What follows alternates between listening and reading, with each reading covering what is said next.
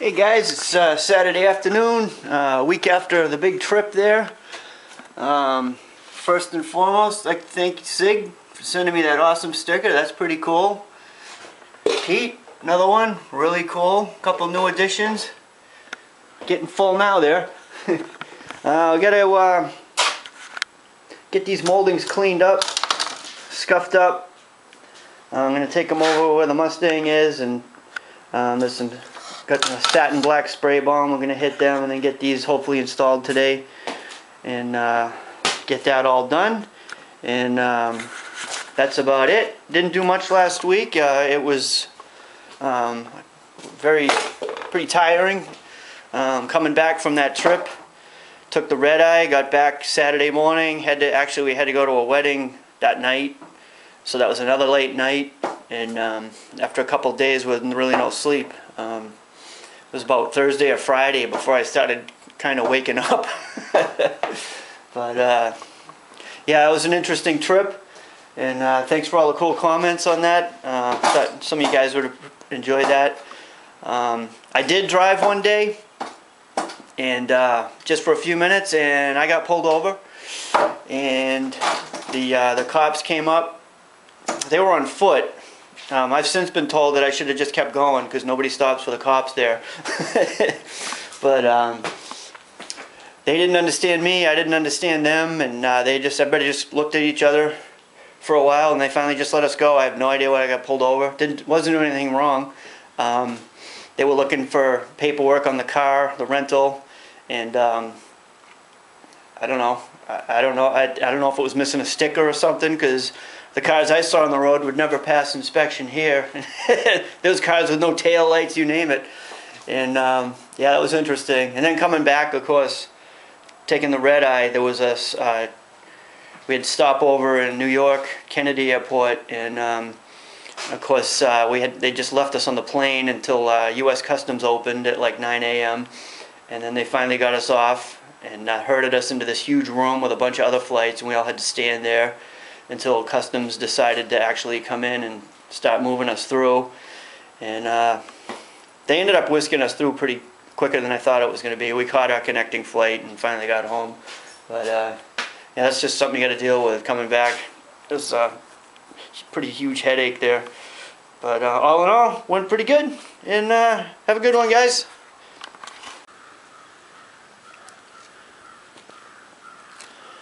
There's the trim.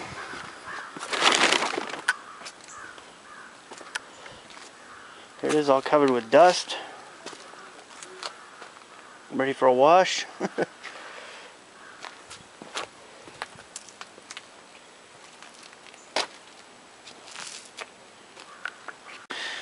Okay, it's Sunday now.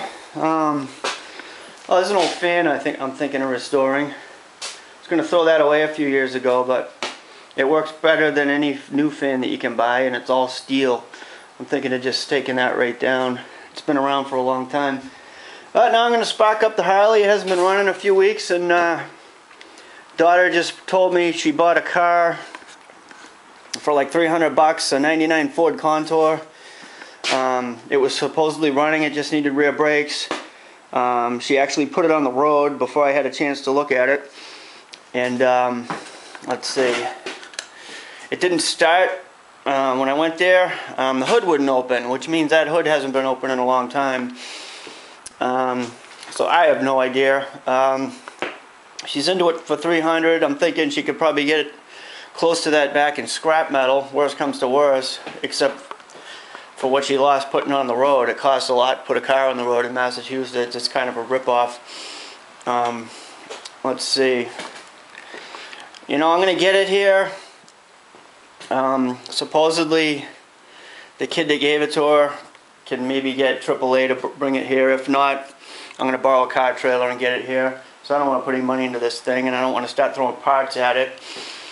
For like $26 you can buy all data for that specific vehicle, and it's pretty in depth. There's a lot of flow charts and test methods, and you know, if I can just go that route.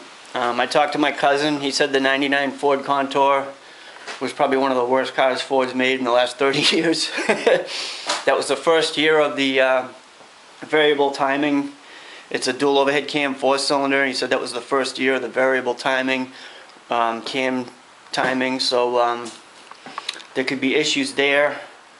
Could be a lot of things.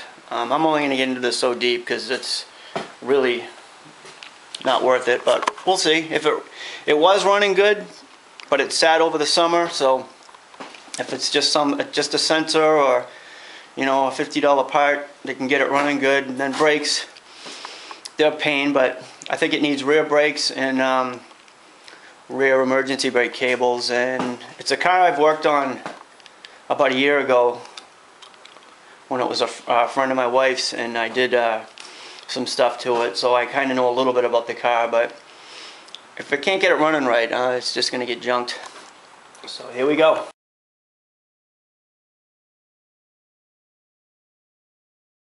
I'm just going to go around it with video so I can, anything else I need to look at. The 99 Ford Contour. Hey, it's got alloy wheels though. Woohoo! Yeah. Yeah. So that's the first variable timing dual overhead cam 4-banger. I noticed there's little cracks on the coil here too, but and when I shorted out one of these plug wires, I noticed the spark looked a little weak. Does it run? No, they started it. It was not running right, and halfway down the road it died, and they had to push it back. Now it's not starting at all. It turns over, but it won't start. If it dried out, it might have been. But I guess wet. Cobweb in there can be a huge deal. So I'll check that, but